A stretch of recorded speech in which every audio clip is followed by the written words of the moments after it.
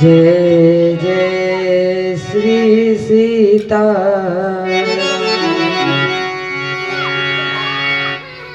श्री सरस्वत्यै नमः। श्री गणेशाय नमः।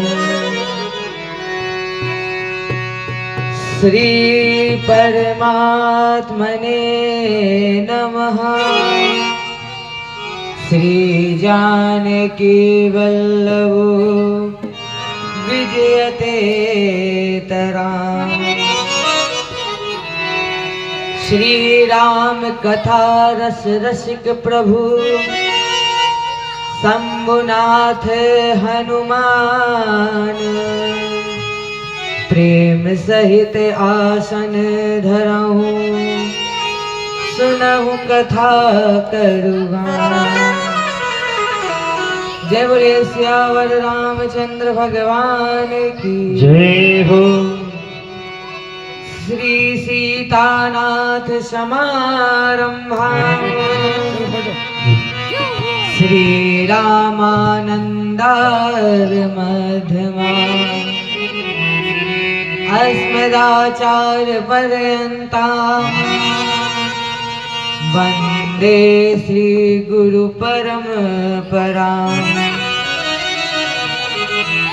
जय बोले श्री सद्गुरुदेव भगवान की जय हो।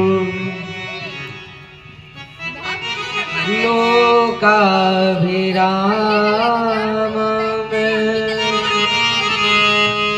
गणे रंग धीरम राजीव नेत्रम रघुवंशना।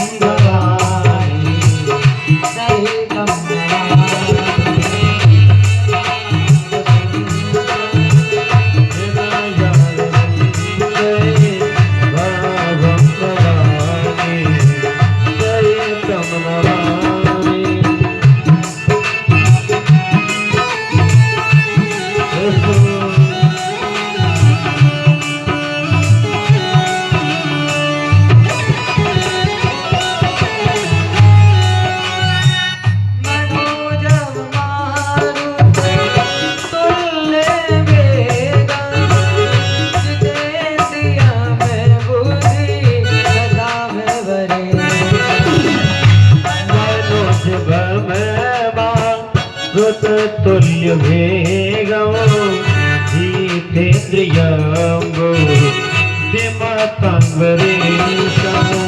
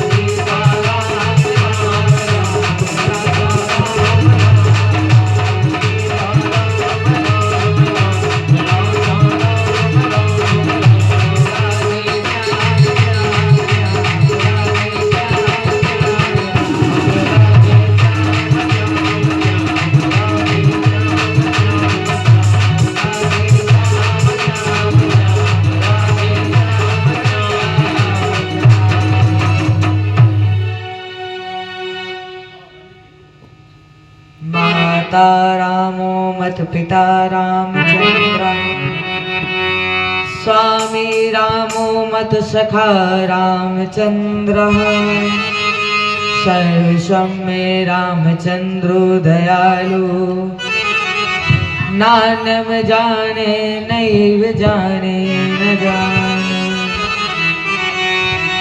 बंदौ सिय सिय प्राण प्रिय, सुषमाशील निधान, भरत शत्रुघ्न जन सुखाद, रामानुज धनुमान, बंदौ श्री तुलसी के चरण, जिनकी नौ जग काज, कलि समुद्र बूढ़त लखेऊ, प्रगटेऊ सत्य जहान, सिया राम मैं सब जग जानी, करहु प्रणाम जोर जुग पानी, जय बोले सियावर रामचंद्र भगवान की जय हो, जय बोले बाल कृष्ण भगवान की, जय उमापति महादेव की जय हो, पवन सुत हनुमान जी महाराज की जय हो, पूज्य पाद गोस्वामी तुलसीदास जी जय महाराज। हो। ओम नमः पार्वती पते, हर हर महादेव, हर हर महादेव। अनंत अनंत कोटि ब्रह्मांड नायक परात पर ब्रह्म अवतार कड़वा बवाले श्री राघव जी को प्रणाम। भूत बावन भगवान शिव को साष्टांग, श्री हनुमान जी महाराज को दंडवत और पूज्य पाद गोस्वामी तुलसीदास जी महाराज को बारंबार वंदन नमस्कार। आज से लेकर के आने वाले 7 दिनों तक हम और आप जिस पद ग्रंथ के आश्रय में बैठ करके कथा गाएंगे, श्रवण करेंगे, उस ग्रंथ का नाम है श्री रामचरितमानस। पूज्य पाद गोस्वामी तुलसीदास जी महाराज बाल कांड के प्रारंभ में ग्रंथ की परिचय देते समय कहते हैं, ये ग्रंथ कौन सा है? रामचरितमानस यही नामा, सुनत श्रवण पाइए विश्रामा। पूज्य पाद गोस्वामी तुलसीदास जी महाराज कहते हैं कि इस ग्रंथ का नाम है श्री रामचरितमानस। मानस का मतलब क्या है? मानस का मतलब है मन। गोस्वामी तुलसीदास जी महाराज ने इस ग्रंथ का लेखन, इस ग्रंथ का नाम श्री रामचरितमानस अकारण नहीं लिखा। गोस्वामी जी इस बात को प्रारंभ में ही स्पष्ट करते हैं कि इसको मैंने लिखा नहीं। किसने लिखा? बाबा ने। क्योंकि भगवान विश्वनाथ से अधिक प्रमाणित कोई दूसरा होने वाला नहीं है। और इसका प्रमाण आपको दें, संवत 1631 में, और अभी लगभग 2081 संवत, और जो सन चल रहा है वो सन है 2025। तो संवत 1631 में लगभग 450 साल पहले लगभग पूज्य पाद गोस्वामी तुलसीदास जी ने इसको लिखना प्रारंभ किया। कहाँ प्रारंभ किया? बाबा कहते हैं, संबत 16 से 31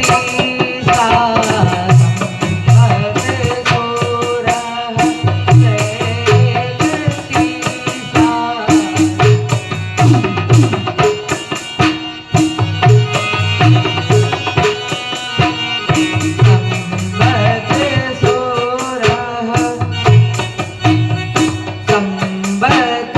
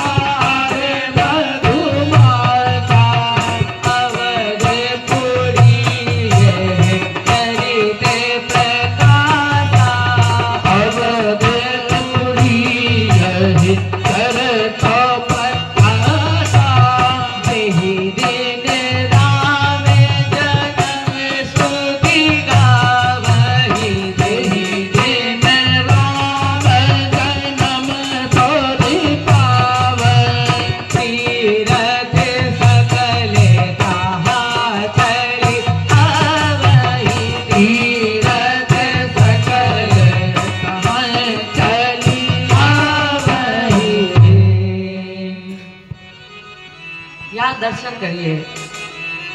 पूज्यपाद गोस्वामी तुलसीदास जी महाराज कहते हैं संवत 1631 में स्थान क्या है? अयोध्यापुरी।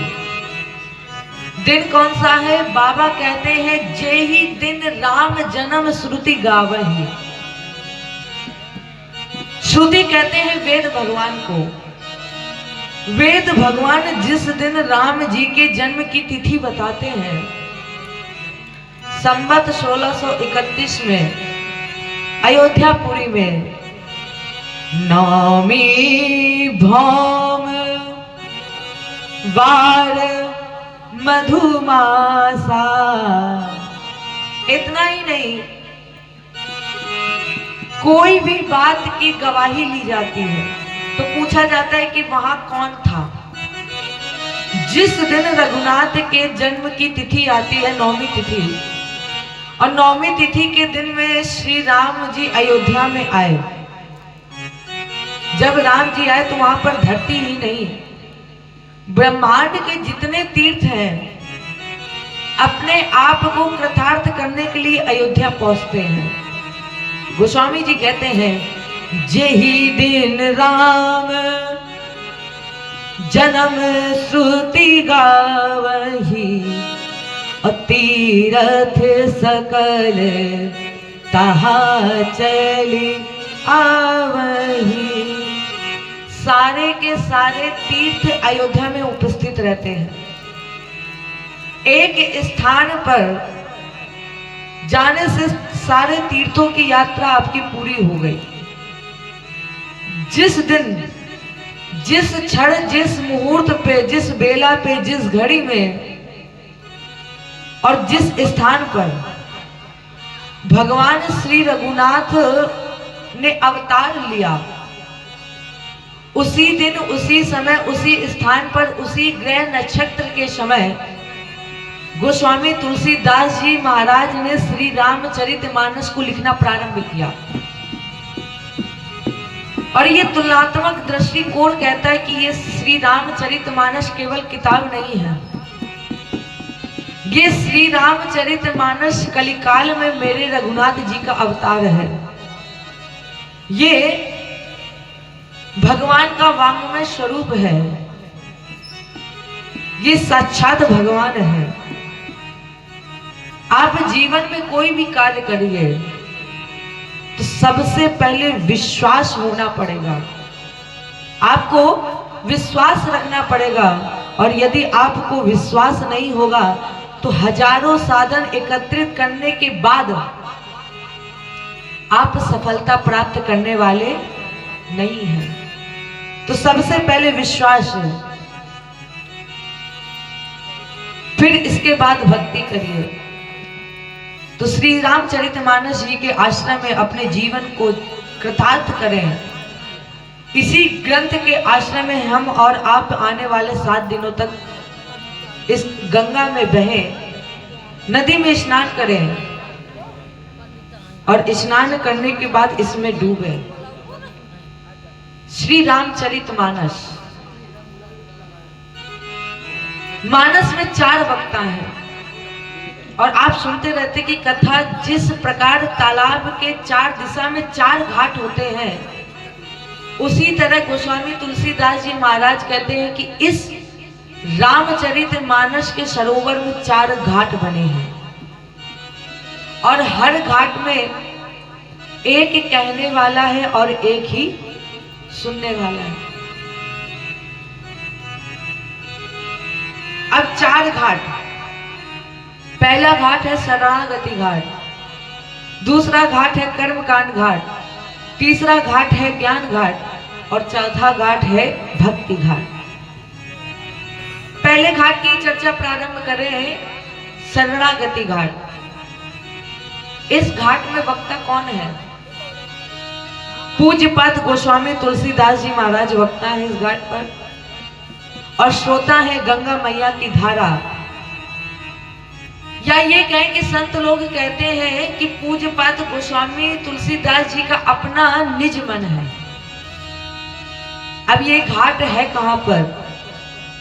काशी में 80 घाट। मानस में जितनी भी शरणागति घाट की बातें की गई हैं, भाव की बातें हैं, वो सब पूज्यपाद गोस्वामी तुलसीदास जी महाराज ने कही हैं। क्या कहते हैं महिमा में? राम कथा कलि कामद गाई। राम कथा कली, कली माने कलयुग में राम जी की ये कथा कामधेनु गाय है।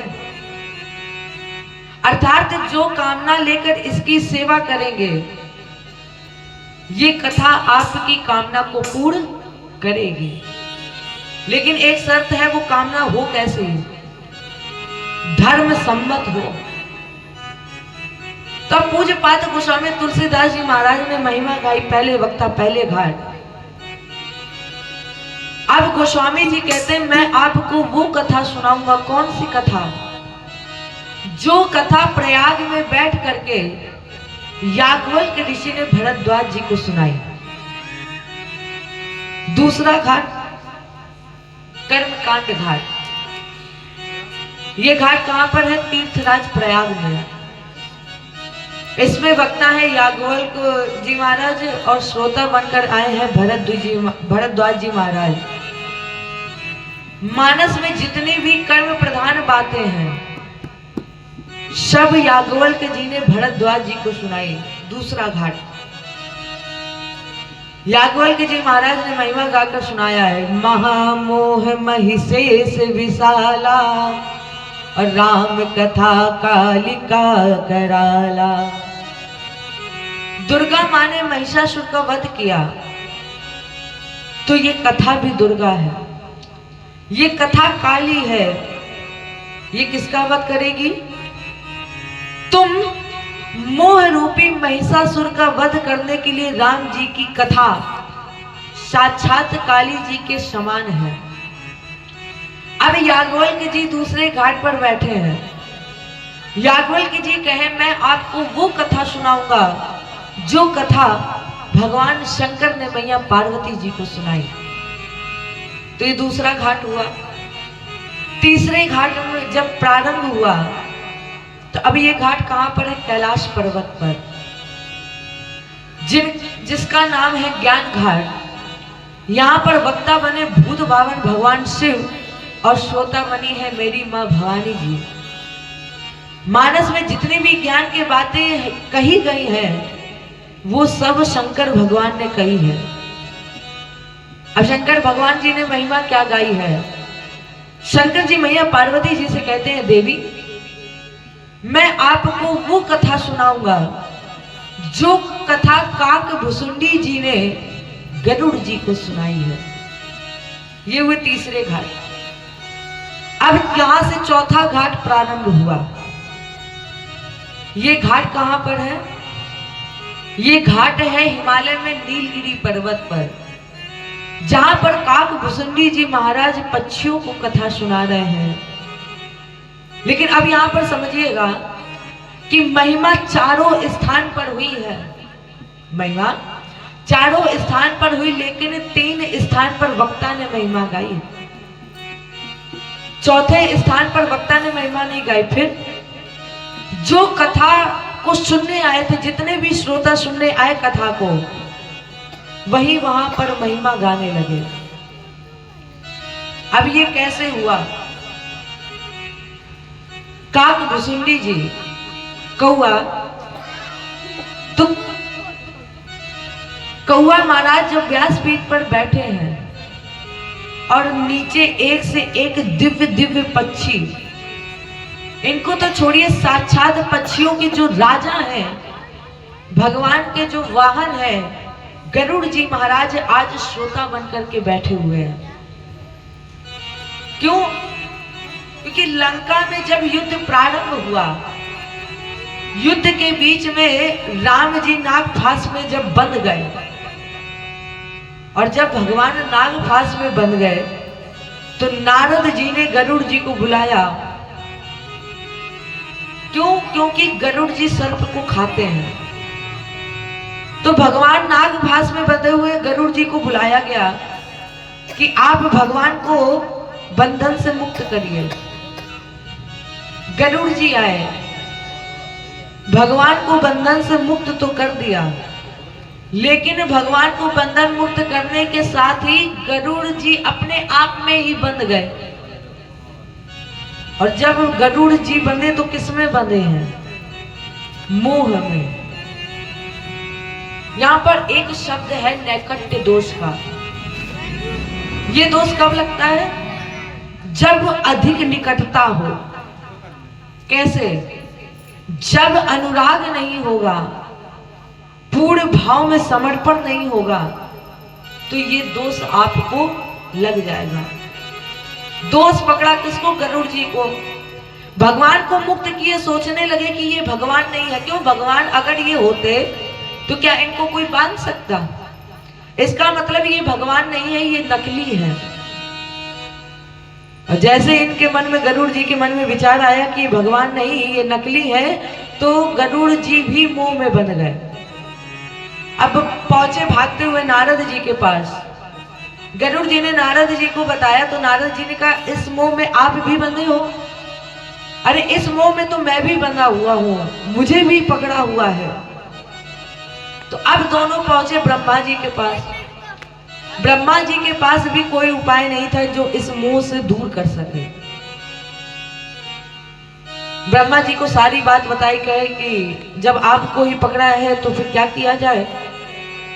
जेहि बहुबार नचावा मोही, असोई व्यापेऊ बिहगे पति तोई। जिस मोह ने मुझ ब्रह्मा को अनेक बार नचाया है, उसी मोह ने गरुड़ जी आपको भी पकड़ लिया। गरुड़ जी ने कहा, महाराज जी कोई उपाय बताइए हो। ब्रह्मा जी बोले, उपाय तो मेरे पास भी नहीं है, इस रोग की दवा शंकर जी के पास है। आप सीधे कैलाश जाइए, इधर उधर मत भटकिएगा। तो अब गरुड़ जी महाराज दौड़े कैलाश की ओर। रास्ते में ही शंकर भगवान इनको मिले। गरुड़ जी भगवान के सामने रोने लगे और बोले, बाबा मुझे कुछ समझ में नहीं आ रहा है। पहले ये जानिए कि ये कथा करती क्या है। कथा रस है, कथा दर्पण है। ये हमें बताती है कि हमें क्या करना चाहिए और क्या नहीं करना चाहिए। ये कथा हमारे अंदर की छुपी हुई कमियों को बताती है, और जब हमारी कमियों को पता चल जाए तो हम जब कमी को दूर कर लें तो फिर इसकी सफलता का फल हमें मिलता है। गरुड़ जी इसी में भाग रहे हैं। पता है कि इनको किसी बीमारी ने पकड़ लिया है। शंकर भगवान ने कहा कि मैं कैलाश में रहता हूं और आप मुझे मिले हो रास्ते में, यहां कोई उपचार कैसे कर सकता है? एक काम है, मैं आपको ऐसी जगह भेज रहा हूं जहां पर आपको आपकी बीमारी का उपाय मिल जाएगा।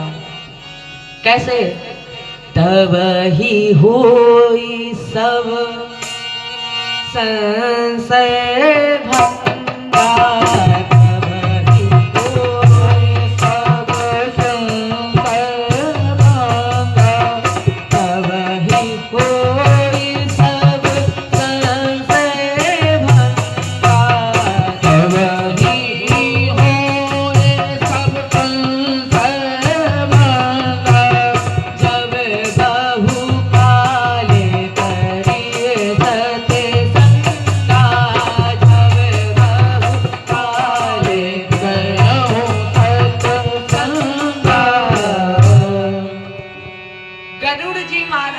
एक दो दिन नहीं, जब आप बहुत काल तक निरंतर सत्संग करेंगे तब जाकर के आपका संशय समाप्त हो जाएगा। गणेश जी बोले, इतना लंबे समय तो मेरे पास है नहीं। इतने लंबे समय तक ये बताइए कि सत्संग मिलेगा कहाँ? शंकर जी बोले, वही मैं आपको बता रहा हूं। कहाँ मिलेगा? आप नीलगिरी पर जाइए, वहां पर एक कौवा है। काक भुसुंडी जी। वहां पर काक भुसुंडी जी बैठ करके दिन रात कथा गाते रहते हैं। आप उनके पास जाकर सत्संग सुनिएगा तो आपका सारा संशय समाप्त हो जाएगा। अब गरुड़ जी भाग करके पहुंचे नीलगिरी पर्वत पर, और आपको बताएं कथा का प्रभाव देखिए। अभी गरुड़ जी केवल आश्रम को देखे हैं, पहुंचे नहीं हैं, केवल देखे हैं। और जिस आश्रम में बैठ करके भगवान की कथा होती है, कथा के प्रभाव से उस आश्रम की इतनी दिव्य महिमा हो गई कि केवल आश्रम को देखने मात्र से ही, दर्शन मात्र से ही गरुड़ जी का सारा मोह समाप्त हो गया, केवल देखने मात्र से। और गरुड़ जी को जब काक भुसुंडी जी ने देखा कि राजा जी आ गए हैं, उतर कर दिव्य स्वागत किया, पूजन किया, पूछा क्यों आए हैं आप यहाँ पर, क्या कारण है राजा जी आपके आने का। तब गरुड़ जी महाराज ने काक भुसुंडी जी से कहा, सुनहु तात जेहि कारण आयहु, सुनहु तात जेहि कारण आयहु, सुनहु तात जेहि कारण आयहु, सुनहु तात जेहि कारण आयहु, सुनहु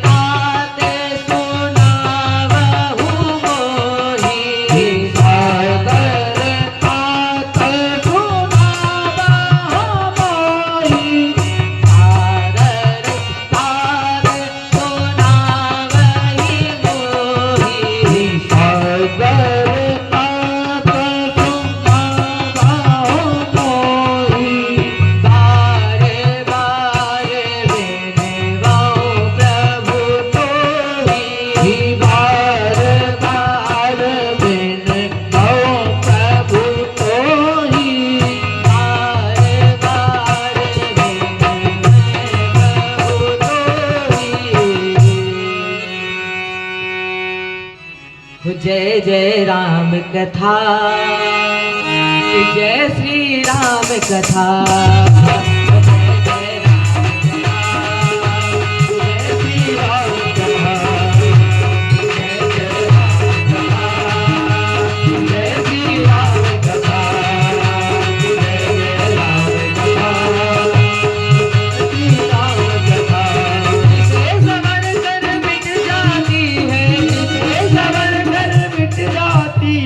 कथा श्रवण कर मिट जाती है, कथा श्रवण कर मिट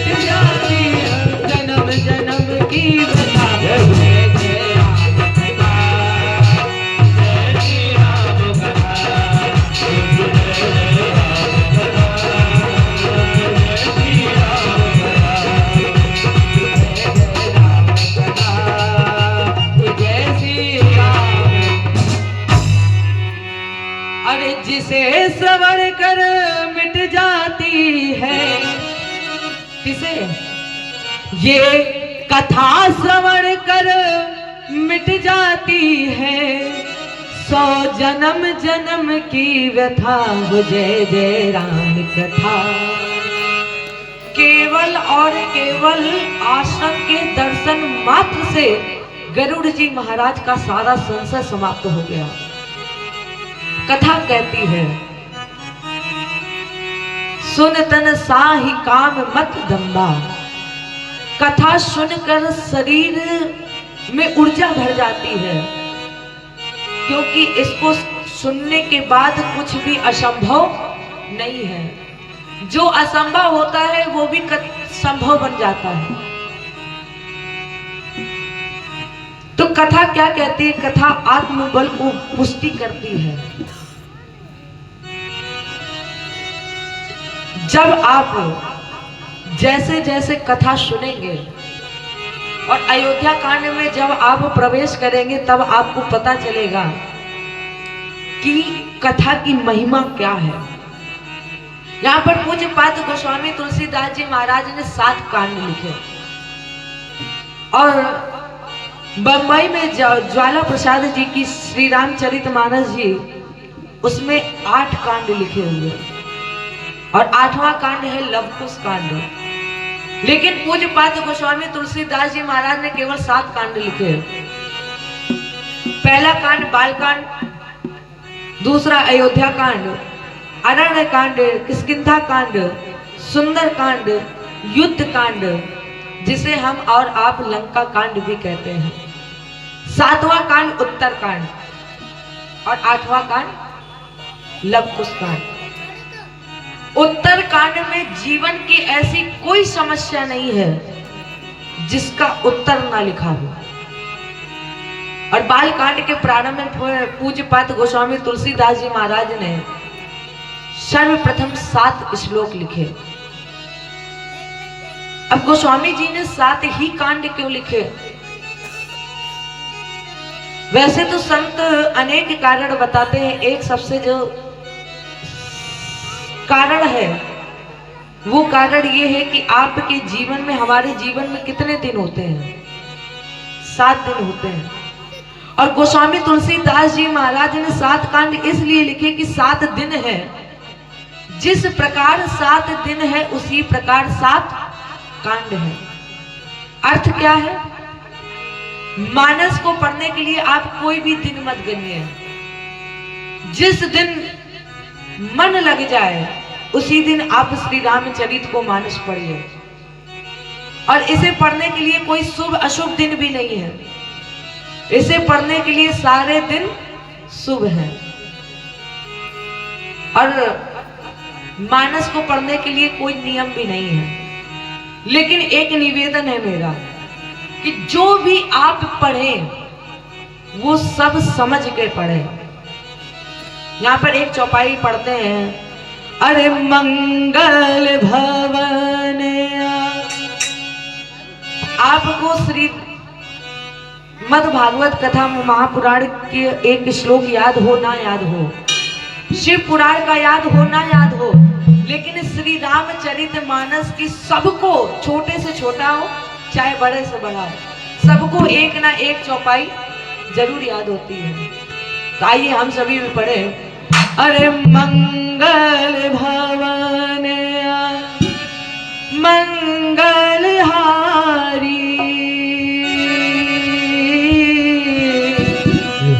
द्रवहु सुदशरथ अजिरे बिहारी। राम सिया राम जय जय राम। राम सिया राम जय जय राम।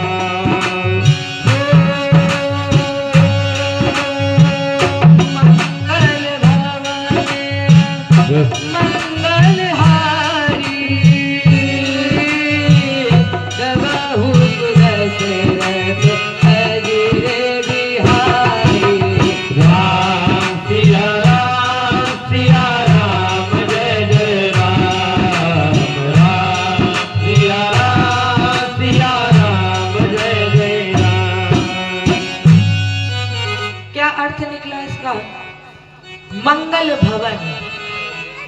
राम जी कौन है? मंगल के भवन है, घर है। मंगल भवन अमंगल हारी। अमंगल का हरण करने वाले हैं कौन? वो राम जी। अद्रवहु सुदशरथ अजीर बिहारी। अब यहाँ पर कई लोग क्या पढ़ते हैं? द्रवहु सुदशरथ अजर बिहारी।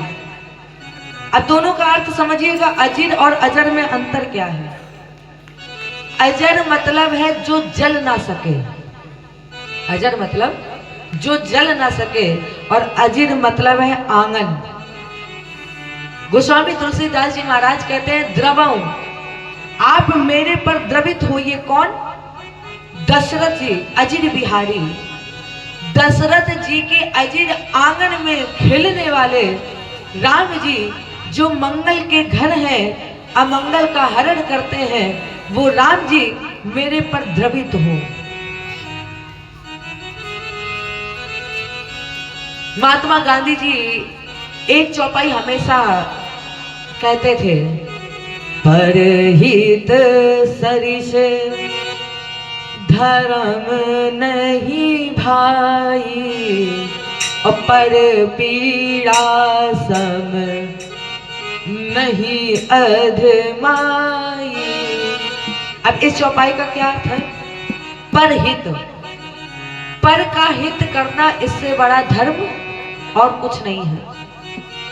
पर मतलब जिसको ना आप जानते हो और ना जो आपको जानता हो, जिससे आपका किसी भी प्रकार का संबंध ना हो, ऐसे किसी का हित करना, तो आप परहित हो। मानस कहते हैं कि दूसरे को पीड़ा देना, इससे बड़ा कोई पाप नहीं है। तीनों विश्वास भगत नहीं, ते ही बिनु द्रवहि न राम। आप कुछ भी करिए, जब तक आपको अपने द्वारा किए हुए कार्य पर विश्वास नहीं होगा, तो आप चाहे करोड़ों उपाय कर दो, आपका कार्य होने वाला नहीं। अब विश्वास क्या है? विश्वास है भगवान। प्रहलाद को भगवान पर विश्वास ही तो था कि मेरा परमात्मा, मेरा भगवान सब जगह है। और जो इस कथा को जिसने विश्वास से श्रवण करेगा, वो कथा उसे उतना ही फल देगी। तो गोस्वामी तुलसीदास जी महाराज जी ने बाल कांड के प्रारंभ में 7 श्लोक लिखे। पहले श्लोक में गोस्वामी जी ने तुलसी जी, सरस्वती जी और गणपति भगवान की एक साथ वंदना की। वर्णानाम रथ संघानाम रसानाम छंदसामपि मंगल नाम च कर्तारौ वंदे वाणी विनायकौ। तो पहले श्लोक में गणपति जी और सरस्वती जी की वंदना दोनों की क्यों? देखिए, गणपति जी भगवान जी हमें देते हैं बुद्धि, और सरस्वती जी क्या देती हैं? बोलने की कला। अब आप बताइए, बहुत बोलने वाले आ जाए और बुद्धि ना हो, तो क्या उसे पता चलेगा कि वो क्या बोल रहा है? और अगर बुद्धि हो, बोलने की कला ना हो, तो फिर आप बताइए क्या बुद्धि का अर्थ रहेगा? एक ही श्लोक में बाबा जी ने दोनों की वंदना की और कहा कि आप दोनों मेरे ऊपर कृपा बनाइए। दूसरे श्लोक में बाबा कहते हैं, भवानी शंकरौ वंदे श्रद्धा विश्वास रूपिणौ याभ्याम विना न पश्यन्ति सिद्धः स्वान्तः स्थमीश्वरम्। दूसरे श्लोक में पूज्यपाद गोस्वामी तुलसीदास जी महाराज ने शंकर भगवान और मैया पार्वती जी की वंदना की। अब यहाँ देखिए कि शंकर भगवान कौन है और मैया पार्वती जी कौन है। शंकर भगवान है विश्वास और मैया पार्वती जी है श्रद्धा।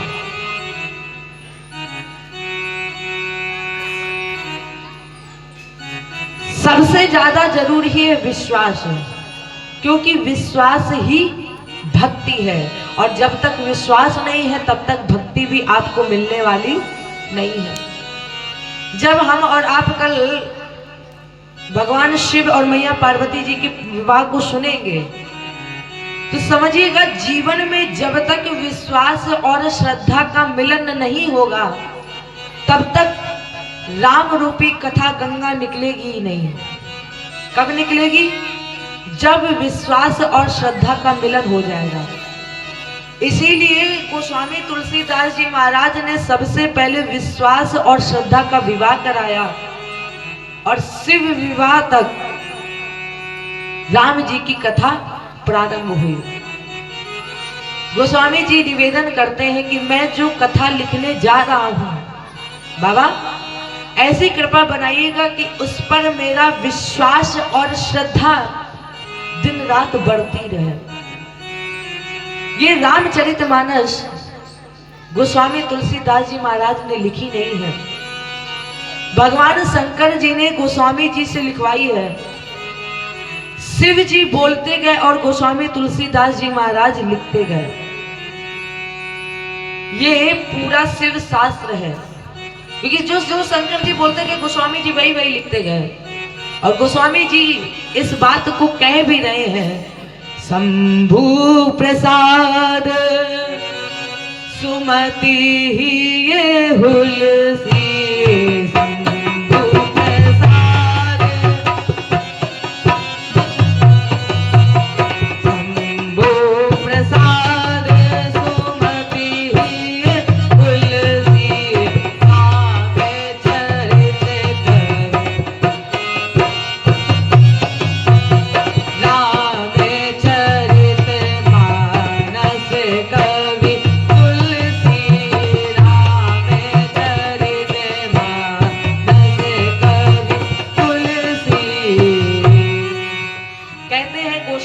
शंभु प्रसाद, शिव जी की कृपा प्रसाद स्वरूप सुमति ही हुलसी। मेरे मन में ये भाव आया कि बाबा ने कहा कि मैंने लिखा, लेकिन रामचरित मानस कवि तुलसी। यहाँ पर बाबा ने अपना नाम नहीं रखा। इस रामचरितमानस का कवि किसे बनाया? मुझे, तुलसी को। और आपको बताएं गोस्वामी जी महाराज 7 दिनों तक रामचरितमानस को संस्कृत में लिखते गए। दिन भर लिखते थे, रात्रि में सोते थे, और प्रातः काल जब उठते थे तो पाते थे कि दिन भर लिखी हुई रामचरितमानस सब मिट गई।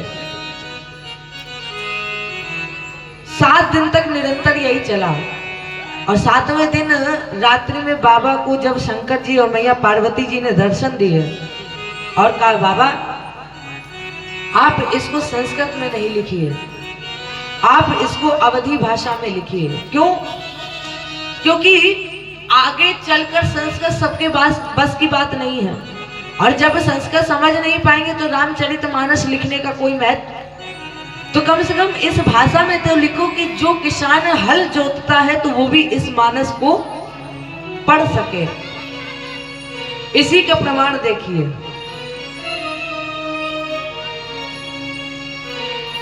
वेद की ऋचाएं भले न याद हो, फिर वही बात, लेकिन रामचरितमानस की सबको चौपाई एक ना एक याद है। उसी प्रकार जब तक अपने वक्तव्य के बीच में मानस की एक चौपाई नहीं बोल देता वक्ता, वो चाहे भागवत हो चाहे शिव पुराण हो, उसका प्रवचन पूरा होने वाला नहीं है। तो गोस्वामी तुलसीदास जी महाराज ने दूसरे श्लोक में शंकर जी और मैया पार्वती जी को प्रणाम किया। तीसरे श्लोक में शंकर जी के जगत गुरु स्वरूप को प्रणाम किया।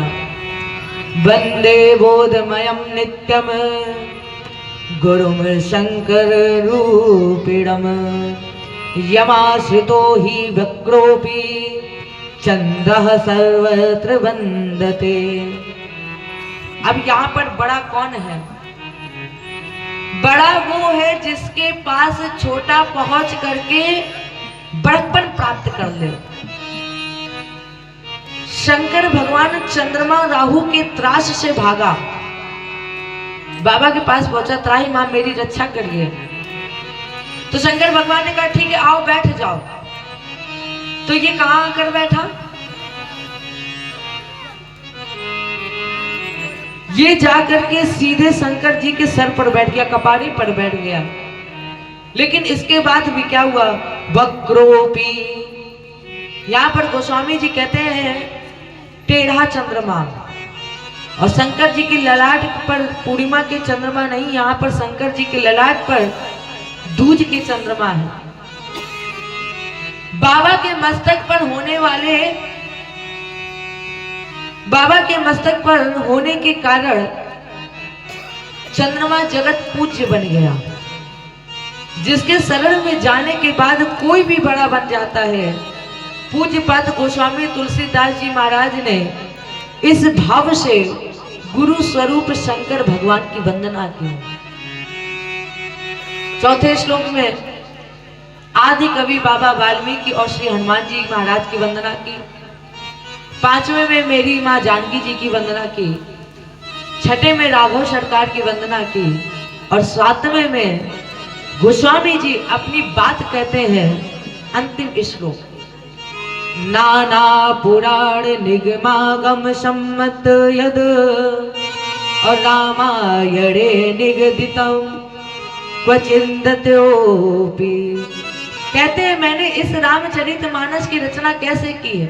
नाना पुराण, पुराण कितने? 18 उप पुराण, 4 वेद, 4 उपवेद, 6 शास्त्र। और इसके बाद धरती पर जितने भी रामायण है, कितने हैं? हमारी समझ में इस धरती पर 100 करोड़ से भी ज्यादा ऊपर है। रामायण 7 कोटि अपारा। कहते हैं गोस्वामी जी इन सबके सार को मिला करके, निकाल करके मैंने श्री रामचरितमानस की रचना की। संत कहते हैं हम हो चाहे आप हो, यदि केवल श्री रामचरितमानस पढ़ोगे तो हमको 18 पुराण, 4 वेद, 6 शास्त्र, सब ग्रंथ पढ़ने का फल इस रामचरितमानस को केवल पढ़ने से प्राप्त हो जाएगा।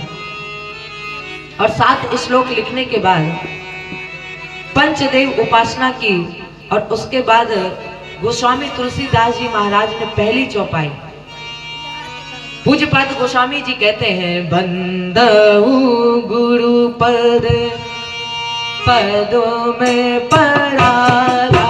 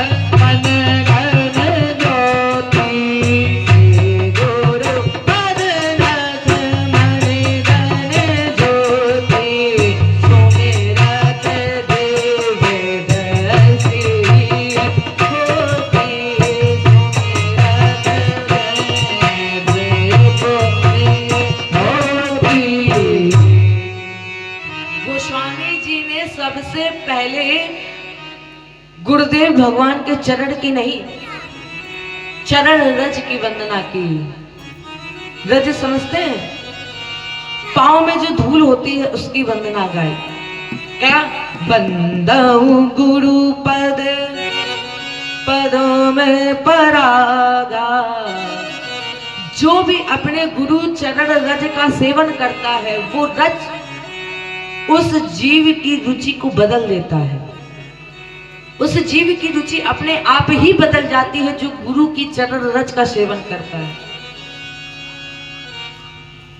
रुचि, रुचि माने चाह।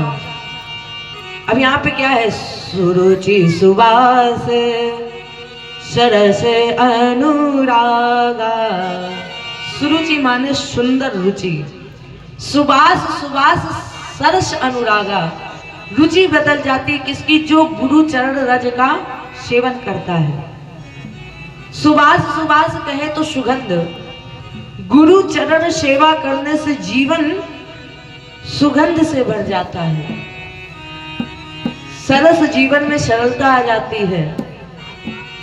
देखो अभी यहाँ समझिएगा, जीवन में कुछ भी बन जाना सरल है। जीवन में कुछ भी बनना सरल है। डॉक्टर बनना सरल है, इंजीनियर बनना सरल है, पढ़ाना सरल है, लेकिन सरल बनना सबसे कठिन है। क्योंकि हर व्यक्ति सरल नहीं होता है।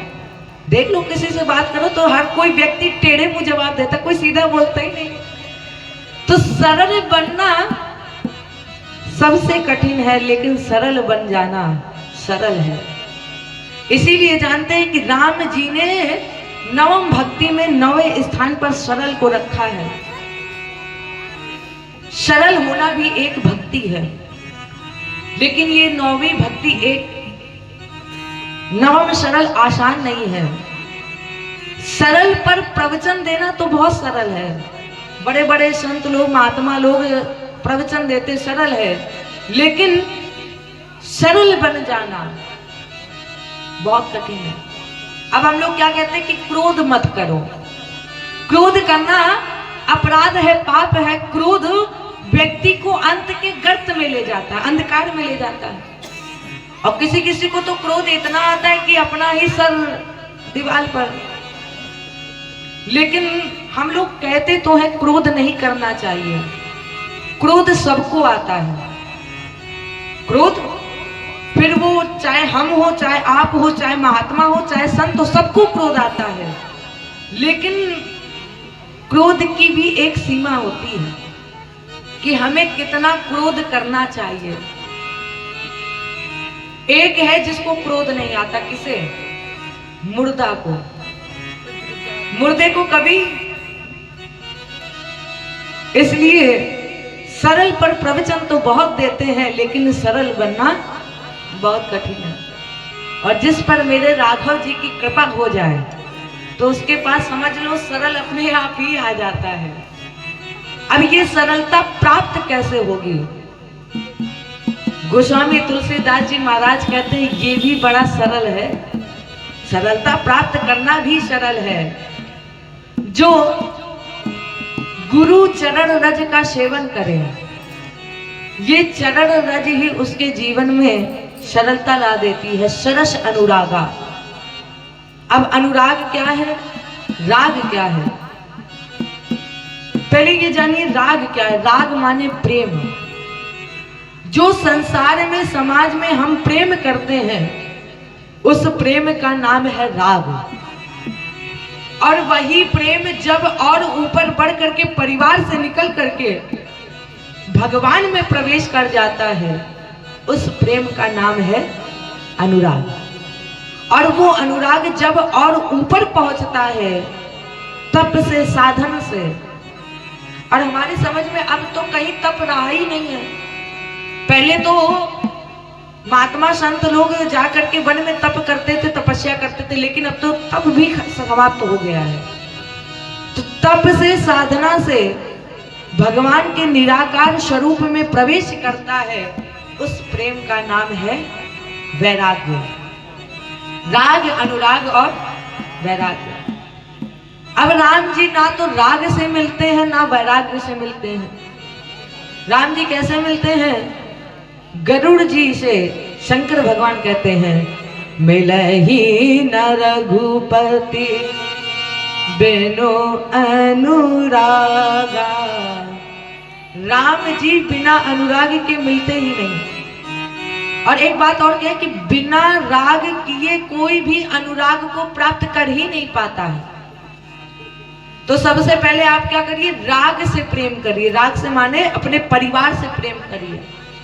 और जब आपको अपने परिवार से प्रेम हो जाएगा तो अपने आप ही जब भजन में लग जाएंगे तो राग अनुराग में कब बदल जाएगा आपको पता चलने वाला नहीं है। तो पहले सबसे पहले राग को मजबूत किया जाए। और जब राग मजबूत हो जाएगा तो अनुराग आपको अपने आप ही, अरे पाना है यदि प्रभु को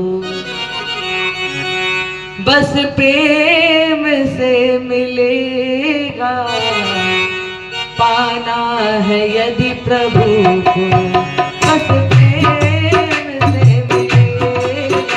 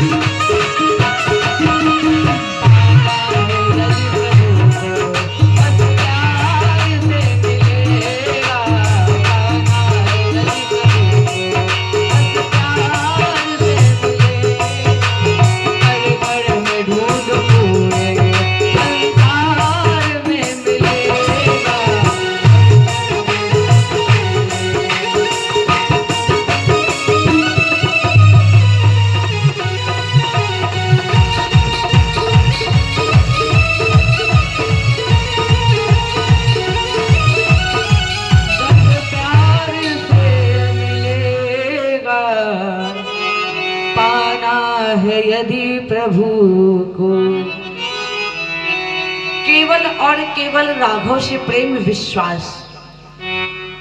पूज्यपाद गोस्वामी तुलसीदास जी महाराज ने गुरु वंदना की, ब्राह्मणों की वंदना की, उसके बाद संत समाज सत्संग की वंदना की।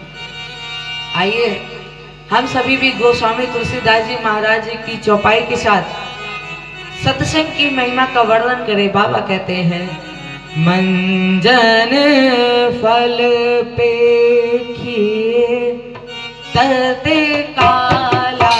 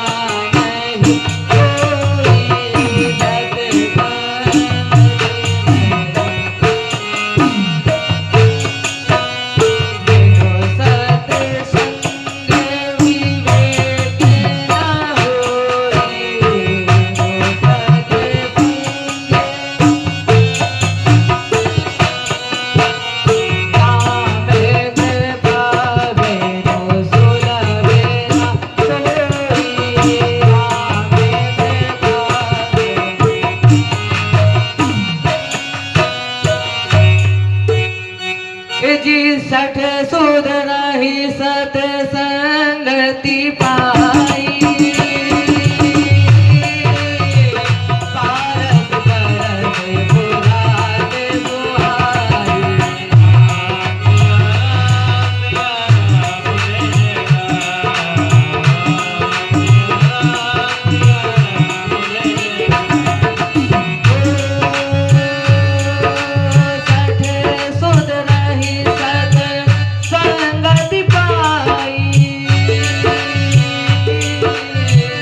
पारस परस पुराण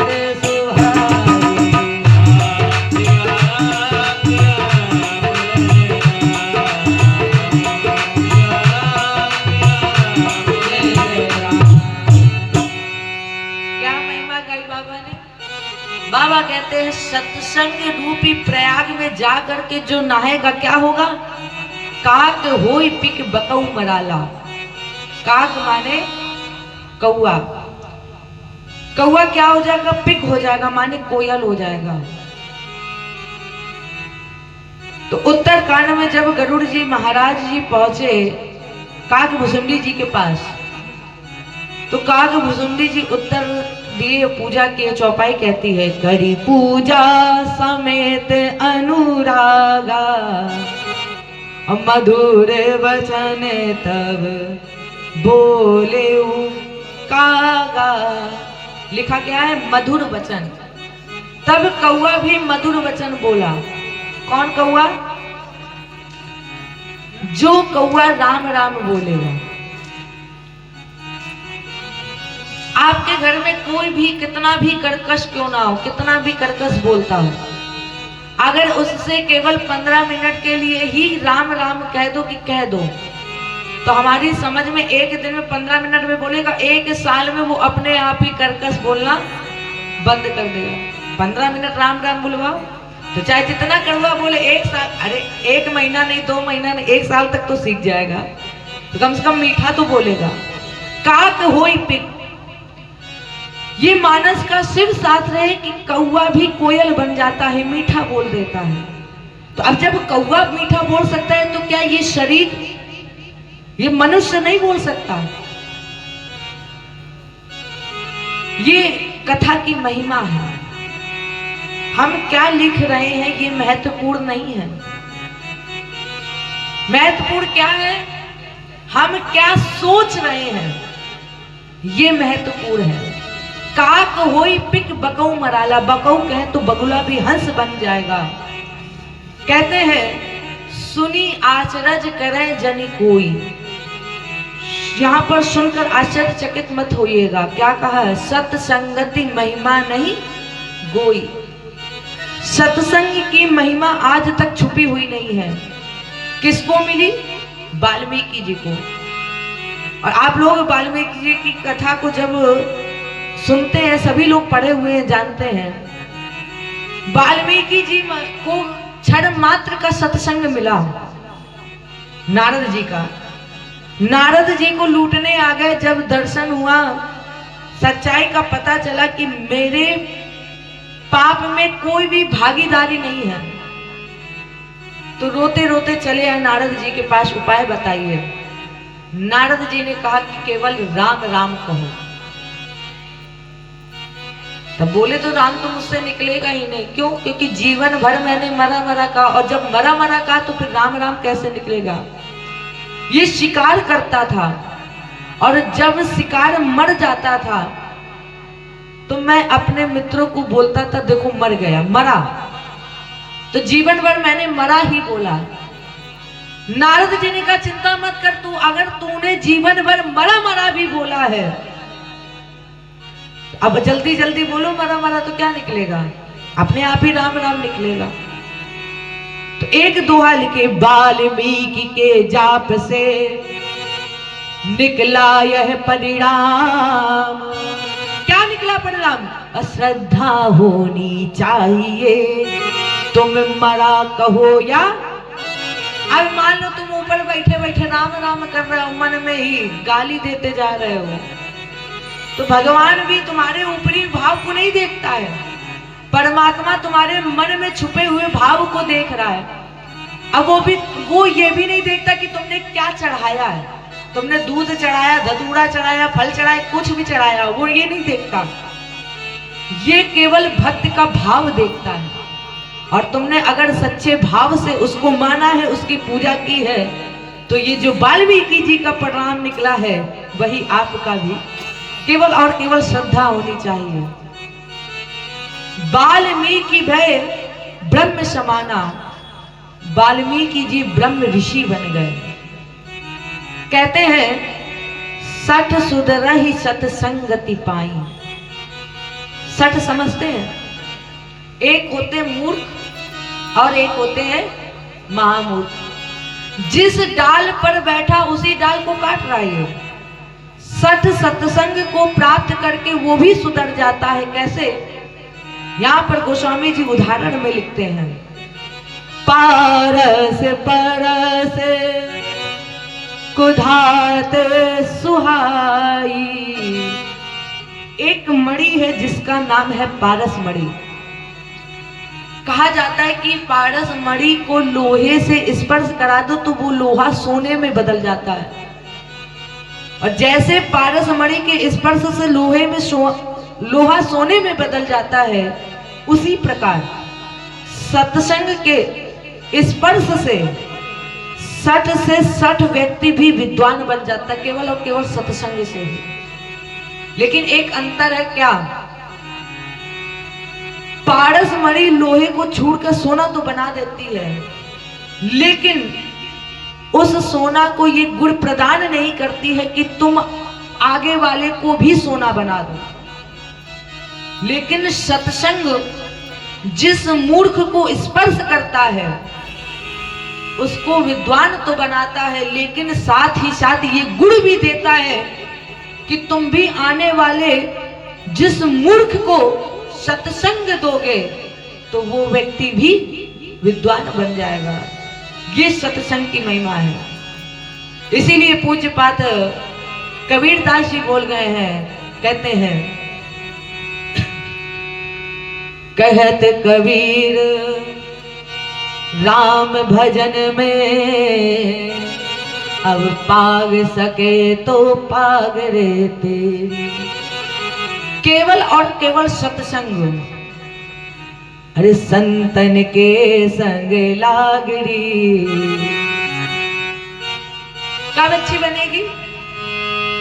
जब हमें संत का संग मिलेगा। संतन के संग लागरी तेरी अच्छी बनेगी।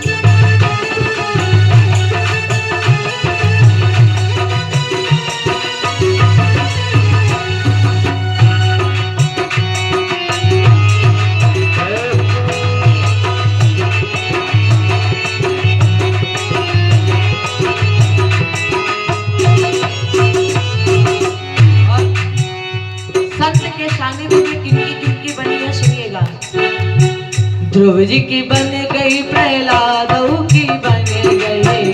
ध्रुव जी की बन गई प्रहलादों की बन गई। ध्रुव जी की बन गई प्रहलादों की बन गई। ध्रुव जी की बन गई प्रहलादों की बन गई। हरि सुमिरन में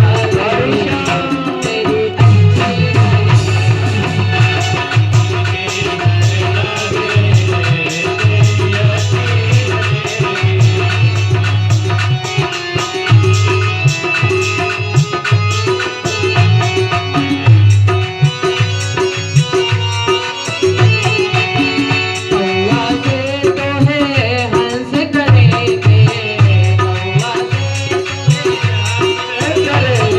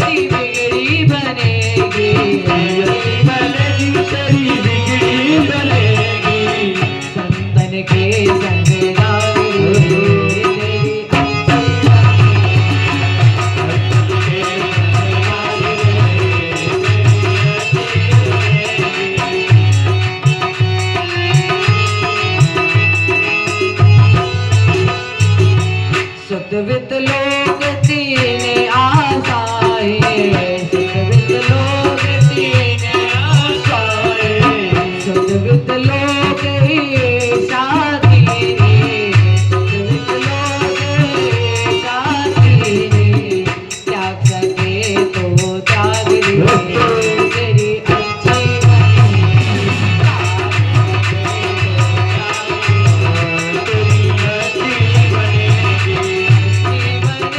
तेरी बिगड़ी बनेगी, बिगड़ी बनेगी, तेरी बिगड़ी बनेगी,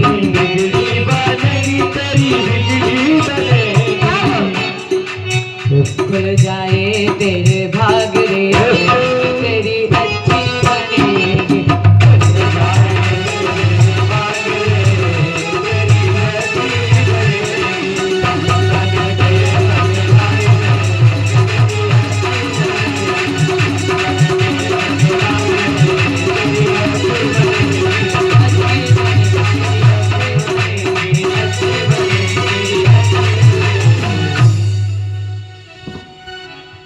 कौआ से तो है हंस करेंगे, मिट जाए सब दाग रे, तेरी अच्छी बनेगी, कल संतन के संग लाग रे। सत्संग और क्या करता है? बुराई से, निंदा से, महामारी से, पापों से, इन सब से भगा सके तो पहली भक्ति का नाम है सत्संग। राम जी ने मैया शबरी जी को 9 भक्ति सुनाई तो सबसे पहले कहा प्रभु ने प्रथम भगत संतन कर संगा। जीवन में सत्संग, संत का संग हो जाए, यही पहली भक्ति है। अब संत कौन? देखो, संत का कोई स्वरूप नहीं होता है। हम लोग क्या देखते हैं कि पीले वस्त्र धारण कर लिए, भगवा धारण कर लिया, दाढ़ी बना ली तो लोगों ने कह दिया संत है। संत का कोई स्वरूप नहीं होता। संत का केवल और केवल स्वभाव होता है। जिसके स्वभाव में सत्तत्व नहीं, वो संत नहीं। संत कौन? जिसको देखने के बाद अनंत याद आ जाए, जिसको देखने के बाद परमात्मा याद आ जाए, वो जीव संत है। संत तो यहाँ पर कोई भी हो सकता है। संत होना बहुत कठिन है। गोस्वामी जी कहते हैं विनय पत्रिका में, प्रभु क्या कभी मैं संत का स्वभाव प्राप्त कर पाऊंगा? गोस्वामी जी कहते हैं हम संत। संत कौन? पर उपकार वचन मन काया, असंत सहज स्वभाव खग राया। काक भुसुंडी जी कहते हैं गरुड़ जी से संत कौन? पर उपकार, वचन से, मन से, व्यवहार से जो दिन रात दूसरों के उपकार में लगा हुआ है, ना कि दूसरों की बुराइयों में लगा हुआ। जो एक दूसरे के उपकार में लगा हुआ है वो है संत। संत कौन है? वृक्ष संत है, पृथ्वी संत है, पर्वत संत है, नदियां संत है। संत जीवन में सत्संग मिल गया तो समझ लेना आपका पूरा काम। तो संत का संग करिए। हमारे ऊपर और आपके ऊपर भगवान की बड़ी कृपा है। जीवन के हर क्षण में इसका अनुभव करने का स्वभाव बनाइए। अनुभव करिए मन से, और जब आप मन से अनुभव करेंगे तो परमात्मा आपको दर्शन देगा, मिलेगा। तो मानस की एक चौपाई के साथ आज के प्रथम दिवस को, प्रथम सत्र को यहीं विराम दे। गोस्वामी जी तुलसीदास जी महाराज यहाँ पर बड़ी अच्छी बात कहे हैं, आहवत एही सर। ये जो सरोवर है, यहाँ आप नहाने ही तो आए हैं। देखो, नहाना भी दो तरह का होता है। डुबकी लगाना गंगा में भी दो तरह का होता है। एक, जब बिठूर के पास, बिठूर में जाते हो डुबकी लगाने, तो आप लोग डर डर के जाते हो कहीं उस गंगा में डूब ना जाए, सोचते हो, डर के जाते हो कि कहीं डूब ना जाए। तो कुछ लोग तो दूर से ही प्रणाम कर लेते हैं। एक वो गंगा हो गई जिसमें हम लोग जाने से डरते हैं, कि डूबने से डरते हैं। लेकिन दूसरी गंगा ये है जिसमें जितना डूब जाओ उतना कम है। तो गोस्वामी जी के यहाँ पर आने पर कहते हैं, अहवत एही सर बड़ी कठिनाई, राम कृपा बिनु आई ना जाई। जब तक भगवान की कृपा नहीं होगी जीव पर, तब तक जीव घर से निकल करके इस भगवत भजन में, इस गंगा में स्नान कर ही नहीं सकता। और जब कृपा होगी तो फिर वो चाहे जितना दूर व्यक्ति क्यों ना हो, उसकी कृपा होती है तो वो व्यक्ति भी उस दूरी से उस गंगा को पार करके इस गंगा में डुबकी लगाने आता ही है। तो आइए इन भगवत की कृपा हुई तो इसी वाणी के साथ हम और आप राघव जी से कहते हैं कि ये कथा क्या है। जय जय राम कथा, और इसी कथा को विश्राम आरती, और आरती के बाद प्रसाद। हो जय जय राम कथा, कि जय श्री राम कथा, जय जय राम कथा, जय श्री राम कथा, जय जय राम कथा, जय श्री राम कथा, जय जय राम कथा, जय श्री राम कथा। जिसे श्रवण कर मिट जाती है, जिसे श्रवण कर मिट जाती है, कथा श्रवण कर मिट जाती